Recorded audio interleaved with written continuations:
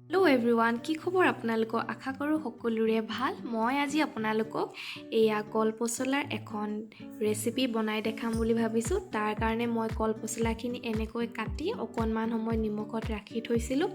আৰু এয়া মই লৈছোঁ ব্ৰইলাৰ মাংস অলপমান, আৰু এয়া দুটা সৰু চাইজৰ আলু মই এনেকৈ সৰু সৰুকৈ কাটি ল'লোঁ, আৰু দুটা পিঁয়াজ মই এনেকৈ কাটি লৈছোঁ, আৰু আদা নহৰু অকণমান খুন্দি লৈছোঁ, আৰু লৈছোঁ দুটা ভোট জলকীয়া ঘৰৰ বাৰীৰে।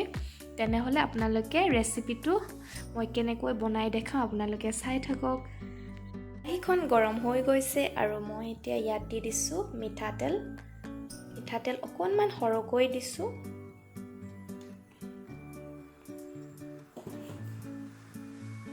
তেলখিনি গৰম হ'লত মই কেইটামান পাঁচফোৰণ দি দিছোঁ।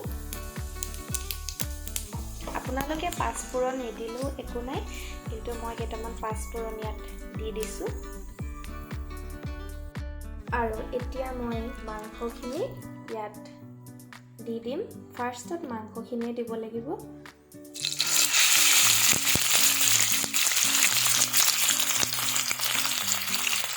মাংসখিনি দি দিছোঁ।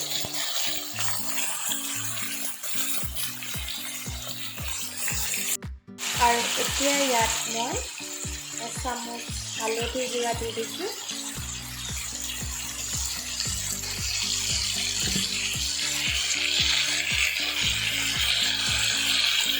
আৰু এতিয়া ইয়াত মই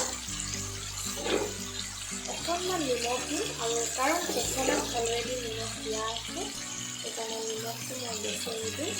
পিছত দৰকাৰ হ'লে আকৌ দি দিম।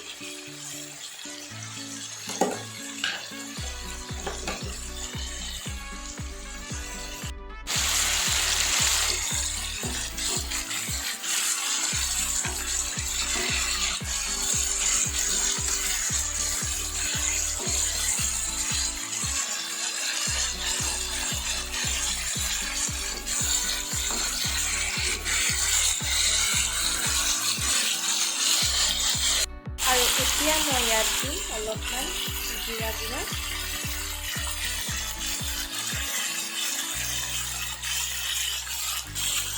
অলপমান ধনিয়া পাউডাৰ,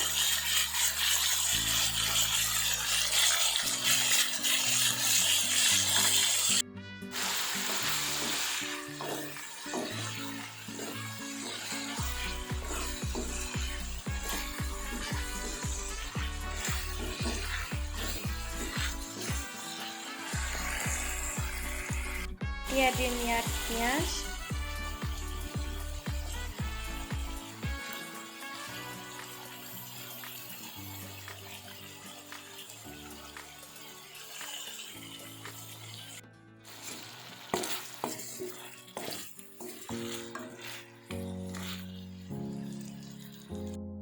আৰু এতিয়া দিম ইয়াত আদা নহৰু পেষ্ট,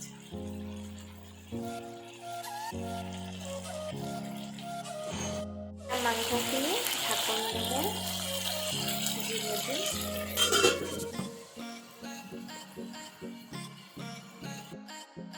আৰু এতিয়া মই ঢাকনখন দাঙি চাইছোঁ, মাংসখিনিৰ পৰা অলপমান তেল ওলাইছে।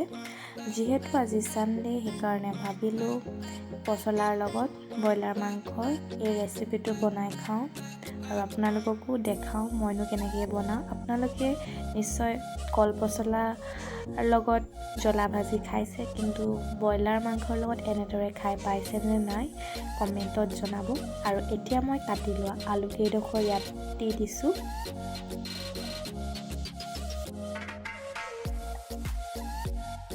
এতিয়া মই ভালদৰে লৰাই দিছোঁ, যাতে আলুখিনিত মাংসৰ সকলোখিনি মছলা তেল মিক্স হৈ যায়। আৰু তাৰপাছত মই অকণমান সময় ঢাকন লগাই সিজিব দিম।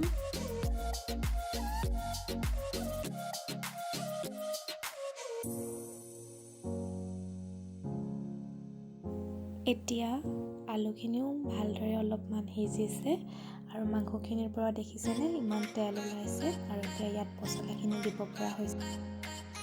আৰু এতিয়া মই কাটি ৰখা পচলাখিনি মাংসখিনিত দি দিছোঁ। মাংসখিনি ভালকৈ সিজিছে। এতিয়া পচলাখিনি সিজোতে বেছি টাইম নালাগে আৰু হৈ যাব এইখিনি। বেছি টাইম নালাগে সিজাওঁতে, যিহেতু পচলা সিজিবলৈ ইমান টাইমো নালাগে। বেছিকৈ সিজিলেও খাই ভাল নালাগিব। এতিয়া মই পচলাখিনি ভালদৰে এনেকৈ লৰাই দিছোঁ যাতে সকলোখিনি ভালদৰে মিহলি যায়।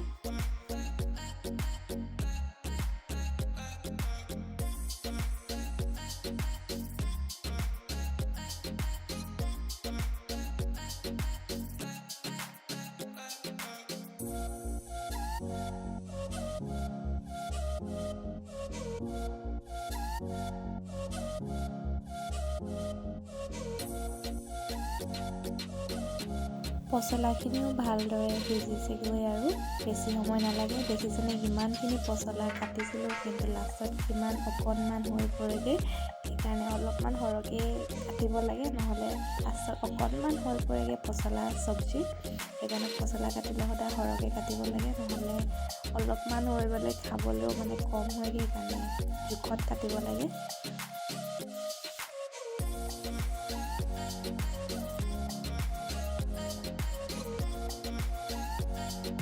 আৰু মই এনেদৰে ভালকৈ লৰাই দিছোঁ যাতে ভালকৈ সকলোখিনি সিজে। আৰু অকণমান সময় মই ঢাকন লগাই সিজাম, তাৰ পাছত আৰু এইখিনি খাব পৰা হৈ যাব। আৰু এয়া মোৰ পচলাৰ আজিৰ ৰেচিপিটো ৰেডি হৈ গৈছে। আৰু এতিয়া মই এইখিনি ছাৰ্ভ কৰিম।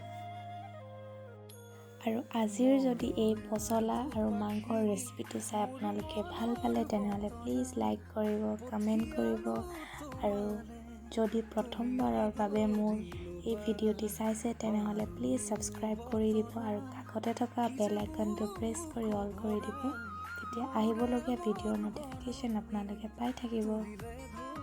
আৰু আপোনালোকক অন্য এটা ভিডিঅ'ত লগ পাম।